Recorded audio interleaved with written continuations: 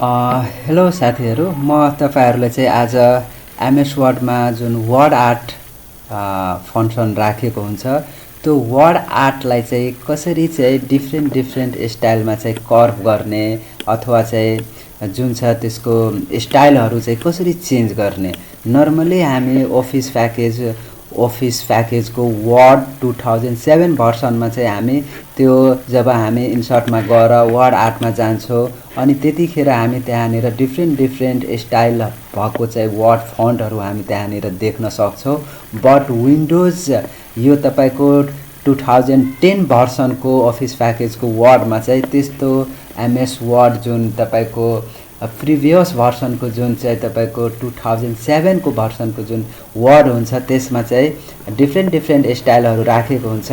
But चाहिँ 2010 मा चाहिँ त्यस्तो स्टाइलहरु चाहिँ तपाई भेट्नु हुँदैन।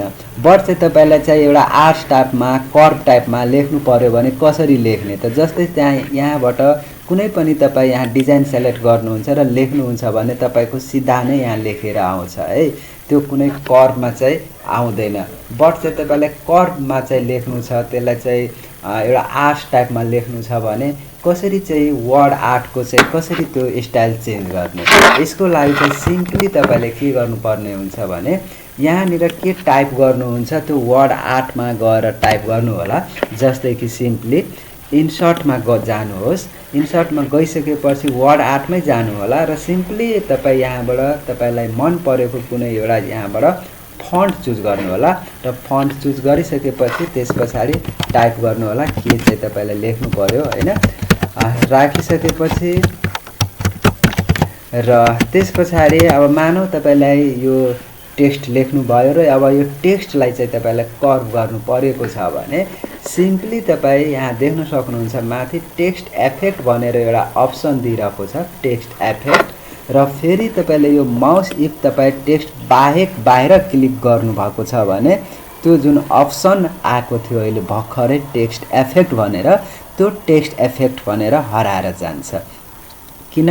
बिकज यहाँनिर अब्जेक्ट सेलेक्टेड छैन। So first you have to select your object, यानी कि तपाईको जुन अब्जेक्ट रहेको छ टेक्स्ट रहेको छ यसलाई क्लिक गर्नु होला and you can see here text effect. Okay, अब यो सिम्पली तपाई टेक्स्ट इफेक्टमा क्लिक गर्नु होला, यानी कि यो फर्मेट ट्याबमा रहेको हुन्छ, यो फर्मेट ट्याबमा रहेको हुन्छ। फर्मेट ट्याबमा क्लिक गर्नु होला र त्यसपछाडी टेक्स्ट इफेक्टमा जानु होला। टेक्स्ट इफेक्टमा गइसकेपछि यहाँ सबभन्दा लास्टमा यहाँ देख्न सक्नुहुन्छ ट्रान्सफर्म भनेर अप्सन रहेको छ हो। यो ट्रान्सफर्म अप्सनमा गइसकेपछि क्लिक गरिसकेपछि त्यसपछाडी यहाँ तपाई देख्न सक्नुहुन्छ you can see here different types of font style. अब तपाईले चाहिँ कस्तो टाइपको फन्ट स्टाइल चाहिएको छ अब तपाईले simply you can choose. Okay, अब यहाँनिर अब तपाईलाई आर्ट टाइपमा चाहिएको छ भने यहाँ सुरुकै यहाँ देख्न सक्नुहुन्छ यहाँ फर्स्ट अप्सनमै रहेको छ, यो यहाँ देख्न सक्नुहुन्छ फलो पाथको मुनि जस्ट यहाँ देख्न सक्नुहुन्छ यो आर्ट टाइपको रहेको छ, यसलाई क्लिक गर्नु होला र त्यसपछाडी अब सिम्पली तपाई यो प्वाइन्टलाई माउस कर्सर राखेर होल्ड गरेर ड्र्याग गर्नु होला। अब सिम्पली चाहिँ तपाईको के हुन्छ भने यो जुन फन्ट स्टाइल तपाईको रहेको छ यो फन्ट स्टाइल चाहिँ तपाईको कर्व भएर बस्ने छ। के गरे भने मैले यहाँनिर फेरि म तपाईहरुलाई गरेर देखाउन गइरहेको छु। जस्तै कि मैले सिम्पली है अब यहाँनिर पहिला जस्तै यहाँ ठाउँमा ल्याए म जस्तो पहिला थियो त्यस्तैमा ल्याए र त्यसपछाडी फर्मेटमा गए।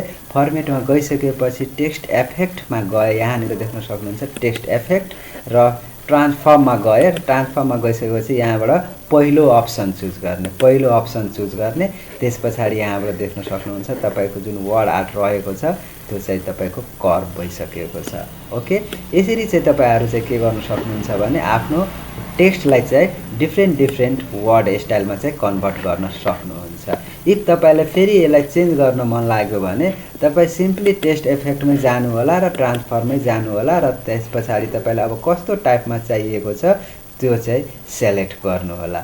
यसरी चाहिँ तपाई के गर्न सक्नुहुन्छ भने आफ्नो टेक्स्टलाई चाहिँ डिफ्रेन्ट टाइपमा चाहिँ कन्भर्ट गर्न सक्नुहुन्छ। ओके, त्यसपछाडी अब गर्ने के हो भने अब सिम्पली चाहिँ तपाईलाई यसको स्टाइलहरु पनि चेन्ज गर्नु परेको छ भने सिम्पली हामी चाहिँ यहाँनिर देख्न सक्नुहुन्छ माथि चाहिँ यहाँनिर यो सबै वर्ड स्टाइलहरू हो। यहाँबाट वर्ड स्टाइलको पनि टेक्स्टको स्टाइल पनि यहाँबाट सिम्पली चेन्ज गर्न सक्नुहुन्छ।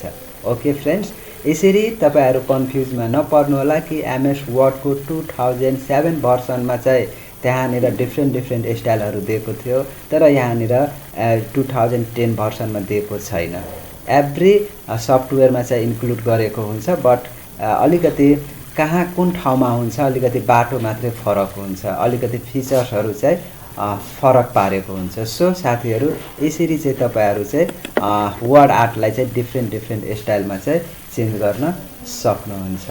ओके, त्यस्तै गरेर अब तपाईलाई अब पेज लेआउटमा गएर अथवा केही हुन्छ भने त्यो अनुसार चाहिँ तपाई यसरी फर्मेटमा क्लिक गरेर सेट गर्न सक्नुहुन्छ। ओके फ्रेन्ड्स, हस् त, युट्युब भिडियो हेरिदिनु भएकोमा तपाईहरुलाई धन्यवाद। अहिलेसम्म तपाई मेरो च्यानलमा नयाँ हुनुहुन्छ भने कृपया, म न्यू युट्युबर हो, सो एउटा सब्स्क्राइब गरेर जानु होला र लाइक र शेयर पनि गरिदिनु होला। हस् त, धन्यवाद।